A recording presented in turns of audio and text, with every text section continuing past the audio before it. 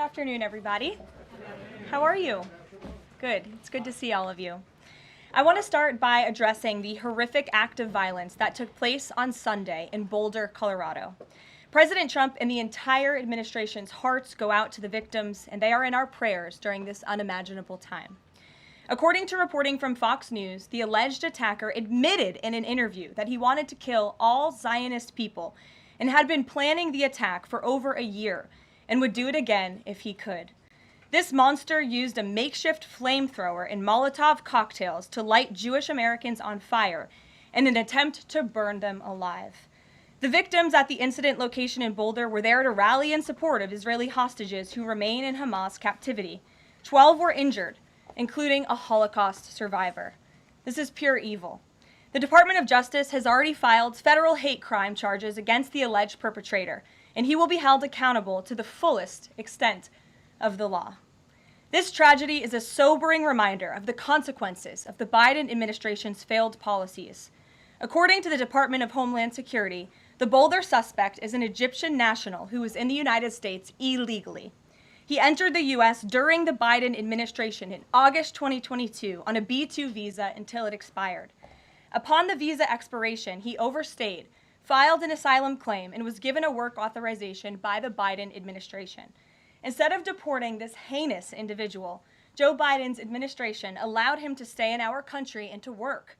President Trump sounded the alarm over these reckless Biden policies for years because this is the predictable result of letting anti-American radicals and illegal immigrants pour into our country. Immigration security is national security. And that's why the Trump administration, at the direction of our great president, has secured our border, strengthened our immigration system, and has taken immediate steps to protect the United States from foreign terrorists and other public safety threats. President Trump acted swiftly upon taking office to reform our visa issuance process to ensure that dangerous aliens who are intent on harming Americans or our national security interests are no longer admitted into our country. Under the Trump administration, aliens will only be admitted into the United States through the legal process and only if they do not bear hostile attitudes towards our citizens, our culture, our government, our institutions, or most importantly, our founding principles. Under President Trump, the United States has zero tolerance for foreign visitors who support terrorism. Violators of U.S. law, including international students, will continue to face visa denial or revocation and deportation. And illegal alien criminals will continue to be arrested and deported from our country. On that note, ICE and federal law enforcement partners just wrapped up a month-long surge operation arresting nearly 1,500 illegal aliens in the Commonwealth of Massachusetts. During the enhanced operation, dubbed Operation Patriot, ICE Boston and other federal law enforcement personnel focused on transnational organized crime, gangs, and dangerous illegal alien offenders throughout Mass. More than half of the nearly 1,500 illegals arrested had significant criminal convictions or charges pending against them.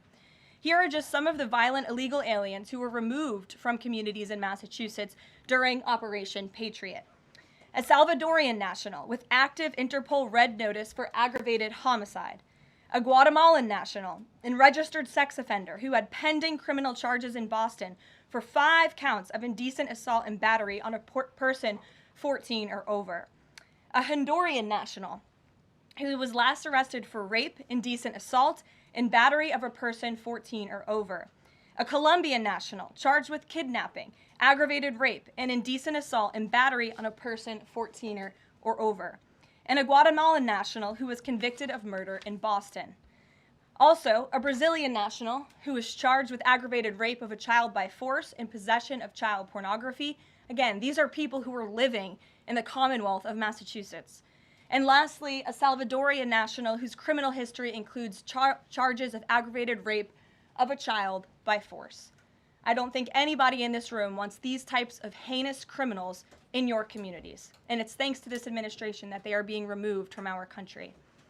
When Democrat-run jurisdictions released violent illegal alien criminals back into communities after making arrests instead of turning them over to federal immigration enforcement like they should, those Democrats are putting law-abiding Americans at risk. And these insane policies force law enforcement officials to make much more difficult arrests that put their lives, our law enforcement lives, in jeopardy.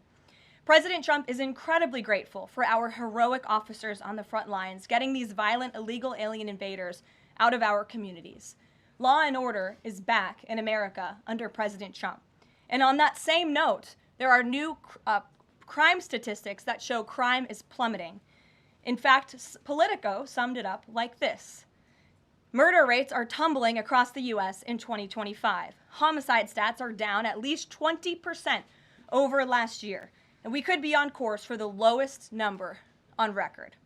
With President Trump in charge, the days of criminals being put over victims are over.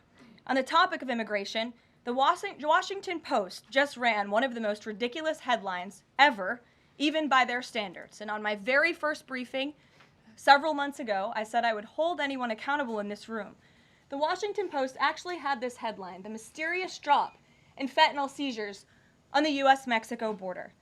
How is this mysterious? There is no mystery about why there is a decrease in fentanyl coming into the United States. This administration's strong border policies are the reason there has been a decrease in fentanyl trafficking. His strengthened relationship with Mexican President Sheinbaum and all of the measures he has been taking to deter illegal human and drug trafficking at our United States southern border is the reason for plummeting fentanyl seizures at the U.S. border. There is nothing mysterious about that, and we'd like to see the Washington Post update their headline accordingly. This is clearly trying to intentionally manipulate the minds of Americans, and I think the American people understand why there's been a fentanyl drop. In our office responded to this inquiry. We provided a whole host of the reasons that fentanyl seizures at the southern border have dropped, and the Washington Post refused to run them, and that's despicable. In other news, positive economic reports continue to flood in. Inflation dropped to 2.1% in April. Personal income increased 0.8% in April. So inflation is down and wages are up. That's almost triple the expectations and against the doubts of nearly everyone in this room. And we also saw the largest monthly decline in the trade deficit on record as a result of President Trump's very powerful tariffs. Lastly, the price of eggs has dropped more than 61% since President Trump took office in January. I remember my very first briefing, I was asked about the cost of eggs. The reporter tried to insinuate it was this administration's fault, even though he had only been here for a few days or weeks. It was a result of the previous administration's terrible policies, and in record time, this president has fixed that problem that he inherited from Joe Biden, and now egg prices have dropped 61% since this president took office. There's a lot of good news, and I'm sure you have a lot of questions, so let's get to them. We have just the news and our new media seat today. Amanda Head, thank you for being with us. Why don't you kick us off? Sure, thank you so much. There is a disturbing trend of anti-Semitism turning into terrorism. Of course, the Boulder, Colorado instance that you just mentioned, the 2 Israeli embassy staffers who were murdered, Pennsylvania governor's mansion with the Jewish governor inside getting set on fire. Does the president consider this domestic terrorism, and as such, are there official alerts to law enforcement, BOLOs, task forces, things like that? The president has made it very clear, as he said in his statement yesterday, that yes, these anti-Semitic acts of violence are do qualify as terrorism, and he does not want to see terrorism or violence of any form taking place in the United States of America. And as for specifically anti-Semitic terrorism and anti-Semitic acts of violence and those that are targeting Jewish Americans, this administration has done more to combat that violence than any administration in history. And one incident is one too many. And I think, frankly, that's something the previous administration was not willing to say. This president will stand up for Americans of all religions, of all faiths, of all creeds, and we will continue to look at policy measures and actions that we can take in addition to the actions that have already been taken to curb this anti-Semitic violence. And to Jewish Americans at home, across the country, this president has your back. And then on another issue, back in February, Secretary Kennedy created a commission to re-examine the childhood vaccine schedule. But there are still states outstanding like California, Connecticut, Maine that are not allowing any religious exemptions for kids not only to go to school but to participate in sports and extracurricular activities. Would the president want to see religious exemptions allowed across all 50 states? And how do you enforce that, especially with states like California that are already defying the president on the men and women's sports issue? Generally speaking, I know the president supports religious exemptions for families when it comes to vaccinations. As for the instances in those specific states, I'll have the administration and the White House look into it and see what executive action, if any, we can take on that front. Thank you. Kelly. Good afternoon. We're now in Good afternoon. we're in hurricane season, and obviously there is great concern every year about the potential for that. Can you speak to how the president is planning to have the level of support, should it be needed, to be as it has been with a reduction in the workforce? And is he still comfortable with Administrator Richardson, who had talked, whether joking or not, about not being aware of a hurricane season for this country? What is the president's level of briefings on what may be required? If you could give us kind of an overall update on that. Sure. Well, of course, we know that we are into hurricane season now, and I know FEMA is taking this seriously, contrary to some of the reporting we have seen based on jokes that were made and leaks from meetings. But Secretary Kristi Noem and the FEMA leadership are all over this. They are committed to ensuring that federal resources and tax dollars are there for Americans in need, and the president continues to review requests for emergency aid and carefully considering them. However, this president has made it clear we're not going to enable states to make bad decisions with federal tax dollars and then have the federal government later have to bail these states out. We want to see states be responsible with their tax dollars to do as much as they possibly can, and then the president will deeply and thoughtfully consider any requests for federal aid that come to his desk. And I think some of the media reporting we've seen on this is frankly sloppy and irresponsible. There are serious people who are taking this issue seriously, starting with the president himself, who, as you know, on his first domestic trip back in office, visited both North Carolina and California, both of which were, of course, hit by natural disasters when he wasn't even president, but he took ownership of that and visited those places and those people immediately. Is it Brian? about hurricane season appropriate, though, now that this is serious business, as you talked about? It's serious business, Kelly, and I'm not going to engage in such fodder with a question like that. Brian? Thank you, Caroline. Reuters was reporting that there is a letter that is meant to be sent to other countries, which would give these countries a deadline of Wednesday to produce their best offer on the trade matter. Why does the administration feel the need to send this letter? And I have one more follow-up on trade. Sure, I can confirm the merits in the content of the letter. USTR sent this letter to all of our trading partners just to give them a friendly reminder that the deadline is coming up. And they are in talks. Ambassador Greer, Secretary Bessent, Secretary Lutnick are in talks with many of our key trading partners around the globe. As you know, Brian, I know the Wall Street Journal has covered this quite heavily. And they continue to be engaged in those discussions. And this letter was simply to remind these countries that the deadline is approaching and the president expects good deals, and we are on track for that, I will emphasize. On the trade side, though, when the deal with the United Kingdom, there was this idea of a reprieve on the auto tariffs. Is the president looking to do another similar deal on the sector-by-sector reduction in tariffs, or is this more going to be deals related to the reciprocal tariffs that were announced months ago?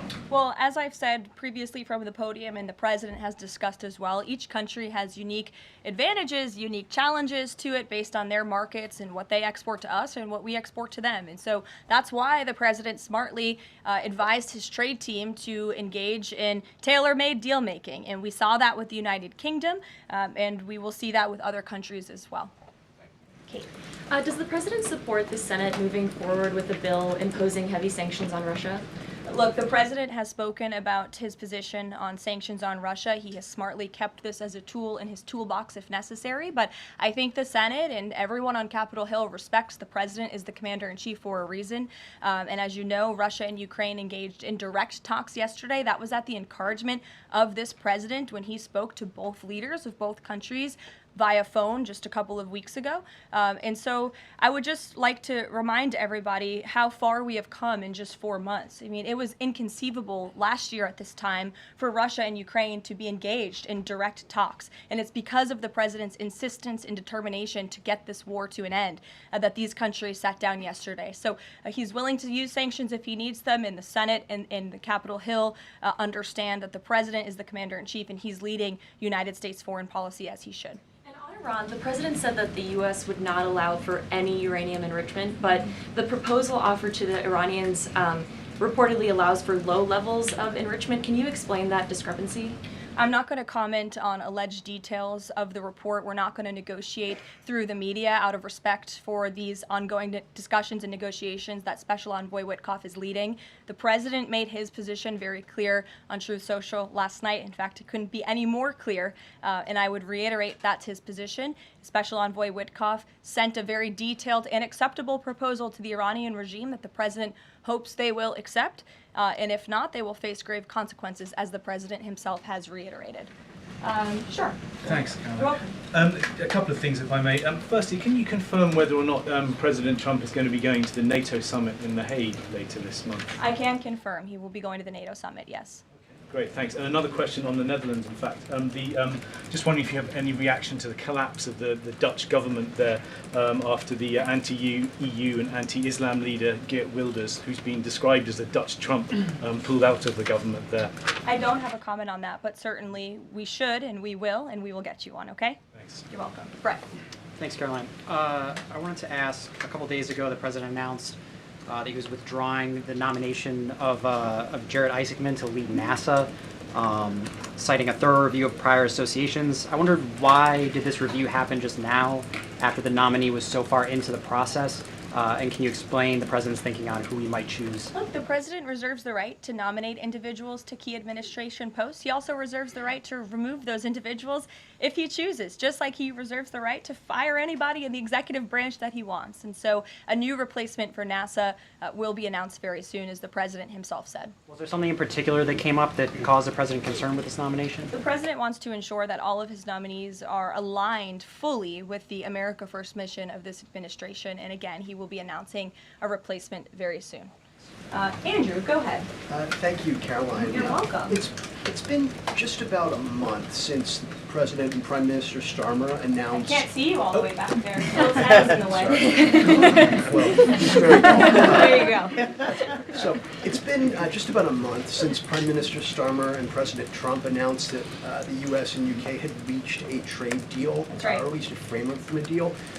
Now there are at least some conservative MPs in London who are complaining that Parliament has not yet seen the text of any deal. So I'd like to ask you from this side of the pond, is there a text for the deal ready to be released, submitted, and if not, when can we expect it? And then I have one more. There's most definitely text with this deal. There is language that this side has seen. You'll have to ask the UK Parliament why they haven't seen it from their own government. I obviously can't answer that question. And on Jonathan, Caroline, go one ahead. more on Ukraine, Go ahead, please. Jonathan. Sure, go ahead.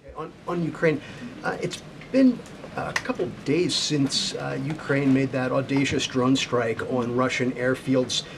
The president hasn't said a word about it, and usually he's not shy about making his thoughts known Don't you on love that? the war, or it's not bad, on the war or any other subject.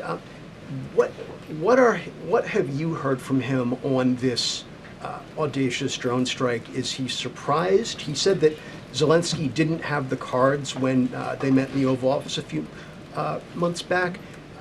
Does Zelensky possibly have some cards that the president hadn't known about? Look, the president's thinking on the Russia-Ukraine war as it stands, I spoke to him about it just this morning, is he remains positive at the progress that we've seen. Again, he urged both leaders to sit down and talk directly with one another, and they did that. Russia handed over a memorandum of peace, or a peace plan, or a suggestion of one, I understand, to the Ukrainian side. They also agreed upon the exchange of prisoners or hostages from each other's countries. So he remains positive about the progress that we're seeing, but he also is a realist, and he realizes these are two countries that are at war and have been for a long time because of his predecessor's weakness and incompetence. So he's working hard to solve this conflict, and that's where his mind is right now on it. Jonathan, go ahead.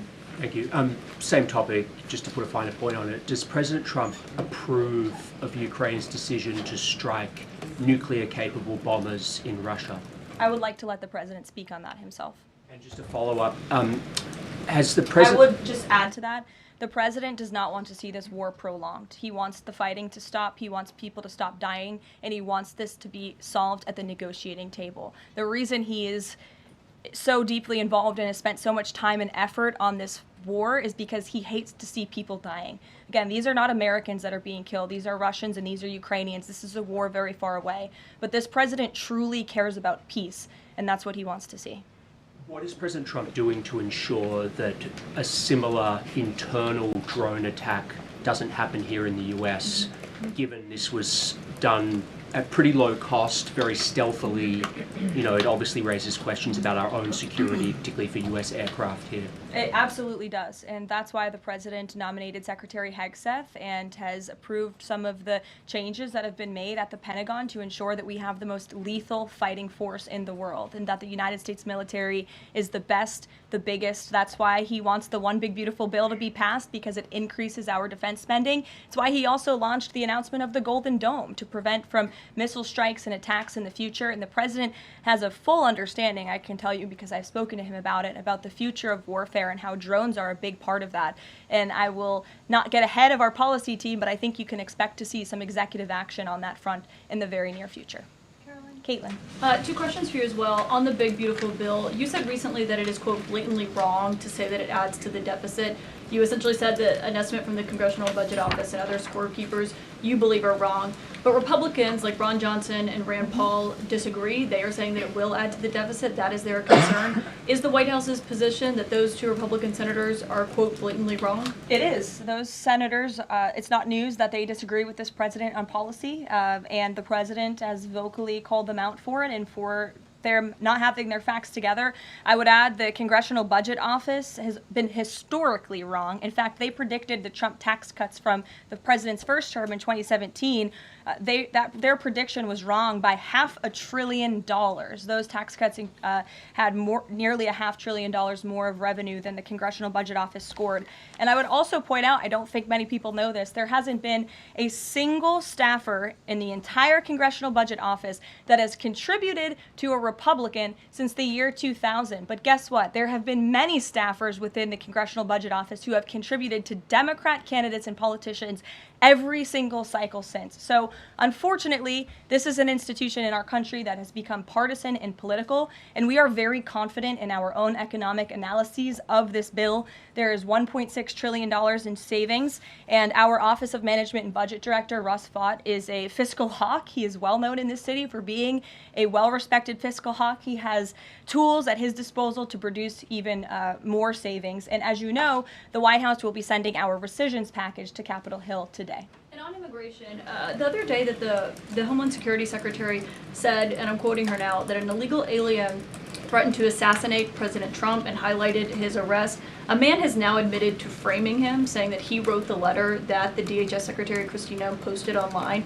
Last I checked before I came into the room, that post was still up from DHS. Does the White House expect them to issue a clarification or a correction on that front? We can ask the Department of Homeland Security and get back to you. Jeff. Caroline, is the United States putting pressure on China to release its hold on rare earths that are hurting car companies and technology companies now that require that for their products, and is that pressure working? Well, I can assure you that the administration is actively monitoring China's compliance with the Geneva Trade Agreement. I know the United States, on our end, we have complied with the terms that we set, and our administration officials continue to be engaged in correspondence with their Chinese counterparts. And as you all know, and I know there's a lot of interest in it, there will be a leader-to-leader talk very soon. And when that happens, as always, we will let you know. Also in Asia, just does the White House have a reaction to the results of the election in South Korea? Yes, we do. In fact, let me find it here for you. Should be somewhere in here. Thank you. We do not, but I will get you one, Jeff. Go ahead. Thanks, Caroline. Two questions on trade. Is this letter that was sent to trading partners a sign that the president isn't satisfied with the pace of these negotiations? Is he trying to light a fire under these talks now? Well, look, the president has been very direct to our trading partners in his conversations with them, with foreign leaders directly, that they need to cut deals with the United States of America. The tariff agenda of this president, he believes very strongly in it. And as you've all seen, he's unafraid to use tariffs to protect our industries and protect our workers. But he wants to see these tailor-made deals be signed. And I will tell you, of course, I never want to be the one negotiating with the press about these internal discussions and deliberations. But our team, who is deeply deeply involved in this, sees these deals moving in the right direction. In fact, Ambassador Greer is in Paris right now meeting with many of our trading partners. We should still expect this flurry of deals in the next 36 days, and the plan is still for those full tariffs to go back into effect on July 9th. The plan is for the announcement of these deals to be made very, very soon, yes. Sure. Thank you, Caroline. You're welcome. So Governor Whitmer confirmed that she spoke with President Trump about the possibility of pardoning the plotters against her, the kidnapping case. She didn't give us an idea of what the president's reaction was to that. Do you have any information about what he said? Well, I won't reveal the president's private discussion unless he gives me liberty to, but I will reiterate what he said publicly when he was asked by one of the journalists in this room in the Oval Office a couple of weeks ago about the pardons. He said it's something he would look at, nothing more, nothing less. Haley, go ahead. Thanks, Caroline. And then to Kelly next to you. Thank you. When it comes to the leader-to-leader call with Xi Jinping this week, what is the president's expectation of this call? Is he looking for concrete outcomes out of this, or is he looking to kind of warm relations as these trade talks are ongoing? Well, President Trump and President Xi have shared a respectful relationship throughout the years. And again, I won't get ahead of the president on that call, but as always, after, you'll hear directly from the president or from myself or someone else here at the White House. Kelly. Caroline, thank you. I want to get back to the anti-Semitic behavior that's been going on at college campuses as well as recently in Boulder, Colorado. The president, as you know, has the White House Faith Office, the Religious Liberty Commission, as well as the Anti-Task Force on Anti-Christian Bias, which includes anti-Semitism. From a whole of government perspective, and the president has already mentioned how he hates these kinds of acts that have been going on, can these entities and these agencies work together with the president to put out a proactive campaign to help people stop the hate? I think the president himself has been leading on this, Kelly, and has been incredibly clear in his rhetoric that he is not going to tolerate such hate or behavior in the United States of America. And you will see that rhetoric being followed up by action from the Department of Justice, who is seeking to prosecute these cases to the fullest extent of the law. And I know the Attorney General and the FBI Director were very quick to call this what it was, targeted terrorism. And there was some, I think, criticism from the media and well, at least pundits I saw on television saying, are they too quick to jump here? No, they see the facts and they reveal those to the American people, and they're transparent. And I think, frankly, that's a breath of fresh air from what we experienced in the previous administration. Are there programs that they can put in place to campaign against this kind of violence, to actually take the whole approach and say, we want to get ahead of you. If you're thinking it, don't do it. And if you're going to do it, sit down and talk to someone within the Faith Office, within the Religious Liberty Commission, as well as the task force. Yeah, surely. It's a good idea, and I'll pass it along to them. Peter. Thank you, Caroline. When you look at these last-minute Biden pardons, the big ones, Biden siblings, Fauci, January 6th committee. That's right. Most of the big ones have the same very neat signature. We would expect that probably to be the auto pen. There is one that looks different. It looks authentic. In fact, if you look at the last name, it almost looks like the president was having a hard time spelling his last name there. Is this White House of the opinion that the only pardon that would count is one that the president signed himself? It's very interesting. Very interesting props. If you want to bring them to my office later so I can take a closer look, I would like to do that. The president is making a good point when he discusses the usage of the auto pen. Who was running the country for the past 4 years?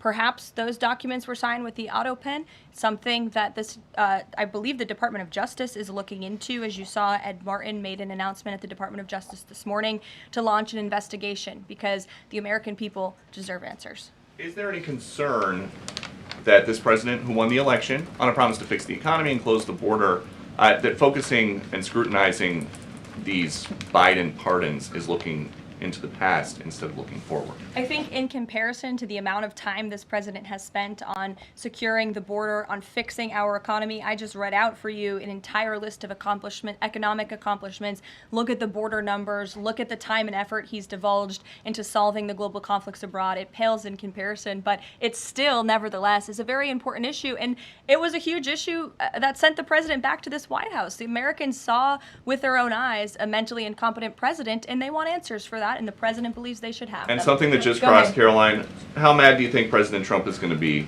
when he finds out that Elon Musk said, "I'm sorry, but I just can't stand it anymore. This massive, outrageous, pork-filled congressional spending bill is a disgusting abomination. Shame on those who voted for it. You know you did wrong. You know it." Look, the president already knows where Elon Musk stood on this bill. It doesn't change the president's opinion. This is one big, beautiful bill, and he's sticking to it. Tamara. Thank you. The National Security Council was reorganized, or some staffing changes were made the Friday before Memorial Day.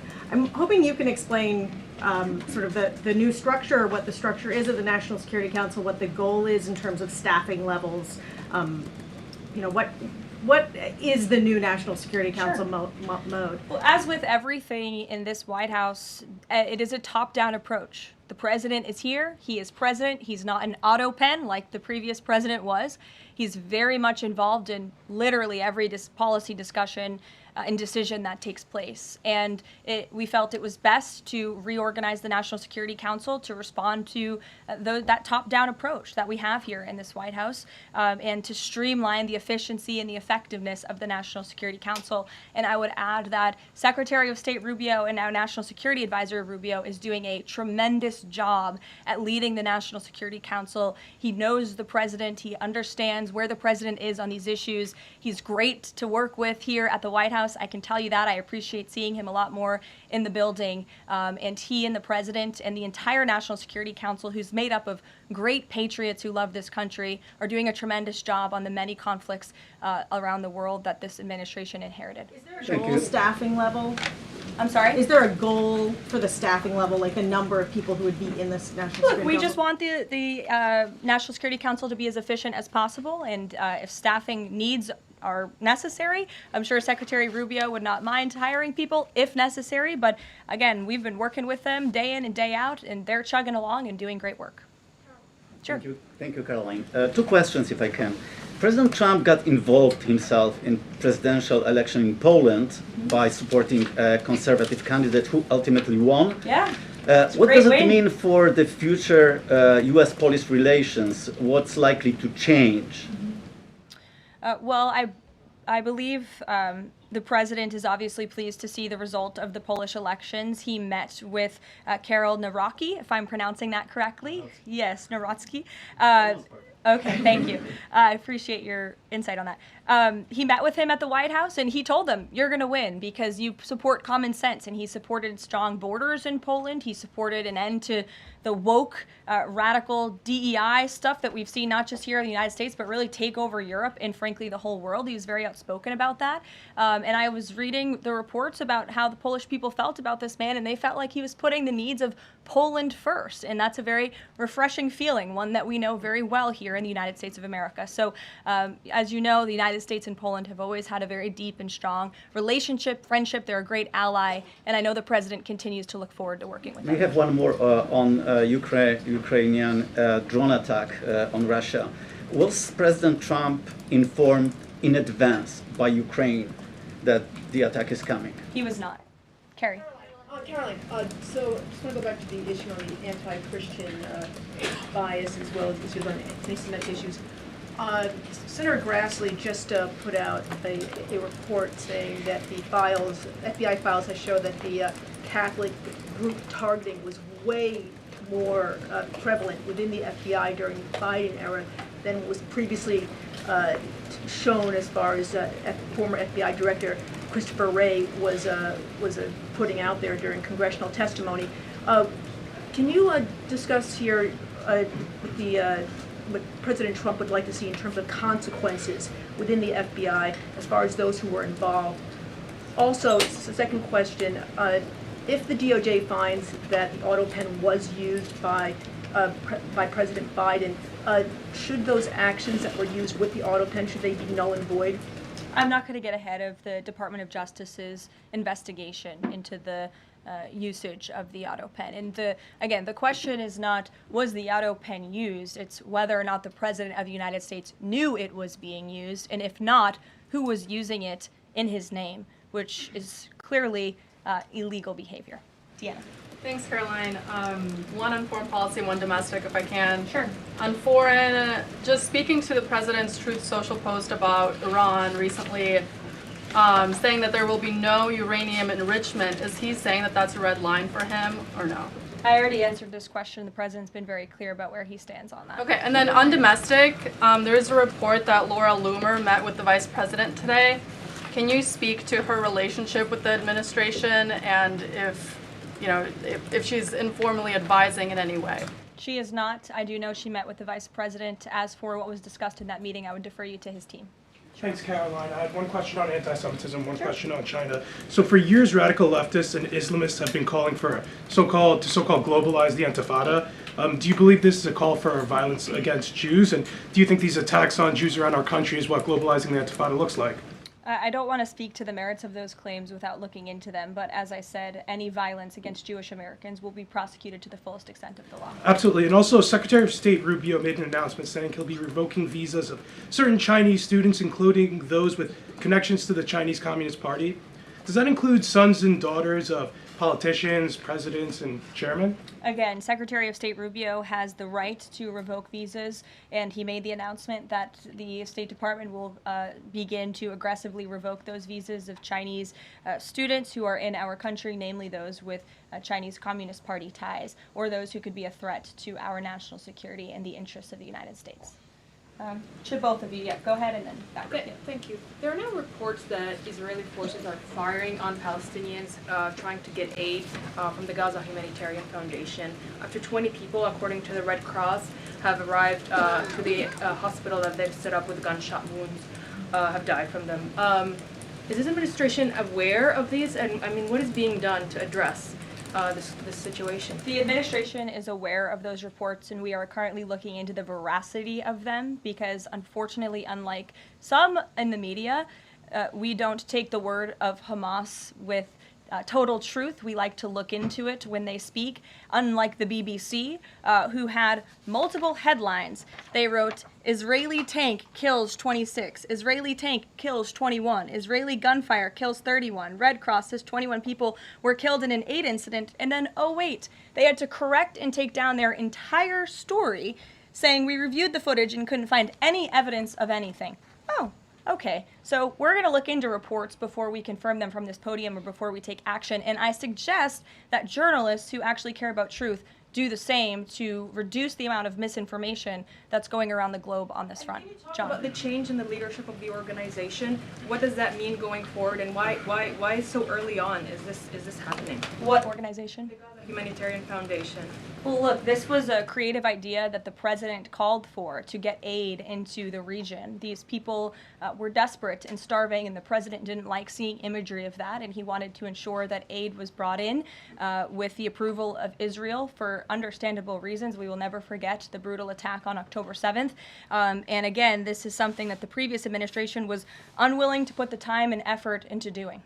John. Thanks a lot, Caroline. I want to bring it back to the way you began your briefing, talking about the president's mass deportation program and his priorities. 40% of crop farm workers in the U.S. are undocumented, and that's according to the Agriculture Department. Do they have a carve-out in terms of the president's mass deportation program? The president and the Trump administration have been very clear. If you are in the country illegally, you are subject to deportation. Is there any concern that, given that large number, if that number is correct, 40% of crop farm workers being undocumented, that could impact the food supply here in America if those individuals that obviously help pick crops all across the country are deported en masse?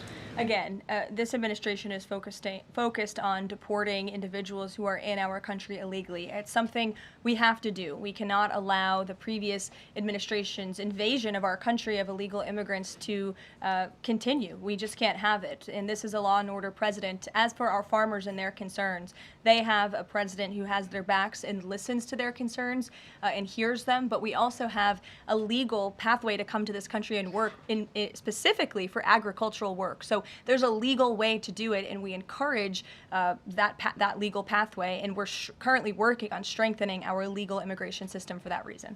Sure.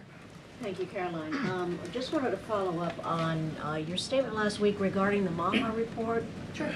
You said that there was, you said, I understand there were some formatting issues with the Maha Report that are being addressed, and that report will be updated.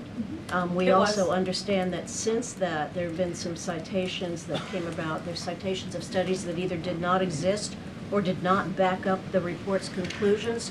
So when you were referring to formatting errors, is that what you were talking about, or was it, could you just explain that? Yeah, that's what I was talking about. There were formatting errors, and those errors were updated by the proper policy components here at the White House, and a new report was issued. So exactly what I said took place. Sure, go ahead, Alec. Yeah, Good to see you. Good to see you. Congresswoman Mary Miller suggested that changing Pride Month to Family Month. I would personally like to see maybe a nuclear family month. Some people are saying, let's get a Veterans Month. Does the president have any plans on making a proclamation, or is it just going to be June this year? Well, there are no plans for a proclamation for the month of June, but I can tell you this president is very proud to be a president for all Americans, regardless of race, religion, or creed. Reagan, go ahead. Thank you, Caroline. And then I'll go to you. Thank you. Colorado passed sanctuary protections for illegals 1 month before the terrorist attack this weekend. 2 questions. Why did the DHS remove the sanctuary cities list that it had published, which was ordered by the president? And then what is the administration going to do to further crack down on sanctuary jurisdictions to prevent attacks like what happened in Colorado? Sure. The Department of Homeland Security will be issuing a new list of sanctuary cities, an accurate list of sanctuary cities. As for what we're doing to crack down, the president has signed various executive orders and has directed the Attorney General to prosecute state and local officials who are not complying with federal immigration authorities and, most importantly, federal immigration law. Thanks, Caroline. Thank you, Caroline. Caroline. Thank you very much. Go ahead. So, does the president take calls from foreign leaders on the tariffs on steel and aluminum? Does he still intend to double them tomorrow morning? The president will be signing that executive order today, and steel and aluminum tariffs will be going to 50%, yes. It's going to change, or it's going to be suspended? He made that announcement in Pennsylvania, and he plans to deliver on that promise to Pennsylvanians. And why is he hiking that? And Ed, go ahead. I can answer that, but go ahead, Ed. Oh, yes. Thank you, Caroline. So a Chinese Foreign Ministry spokesperson today said that the U.S. imposed harmful measures like new chip controls and pledging to revoke Chinese student visas. So are the Chinese the victims in this trade back and forth? Look, I don't think anyone is the victim. These are 2 strong countries, and as I said, the president has a good relationship with China's president and leader, and that discussion will take place later this week. And what other authorities is the president looking at for tariffs should the decision in the appeals court not go his direction? Well, right now, his tariffs remain in effect. We spoke at length in my briefing last week about that decision that came down from the International Trade Court, which has been put on pause because the president absolutely does have the authority to implement tariffs and to declare a national emergency for our crippling trade deficit. He could always have the power to use Section 202 or Section 301 as well to impose tariffs if he deems necessary, especially Section 202 tariffs, which are sectoral, as you know, to protect our critical supply chains here at home. Thanks, Caroline. You're welcome. You've got U.S. business leaders begging for certainty. So why did the president suddenly decide to hike tariffs on steel and aluminum again? You also have U.S. business leaders begging to meet with this president and begging to come to the White House to talk to him because they know that he is a negotiator in chief, that he's making good deals on behalf of the American worker and the steel worker, in particular when it comes to the steel and aluminum tariffs, which he discussed in his speech at length at Pennsylvania, and the need for them. And I would just add, I was at that speech on Friday with the president, and there were 2,000 steel workers and their families in the room, many of them wearing their hard hats. I spoke to one backstage who said this is the greatest thing that has happened for that community in Pittsburgh, Pennsylvania in 60 years, because this is a president who doesn't just talk the talk, he walks the walk too, and he's delivering on his promises to bolster our steel and aluminum industries in this country and to protect those jobs. If not for this president, that steel plant in Pittsburgh, Pennsylvania would have closed. Those jobs would have been lost, and the president saved that company, he saved those jobs, and he's saving that community, and that's the intention of the steel tariffs, which he will sign later this afternoon. Thank you very much, everyone. We'll see you later.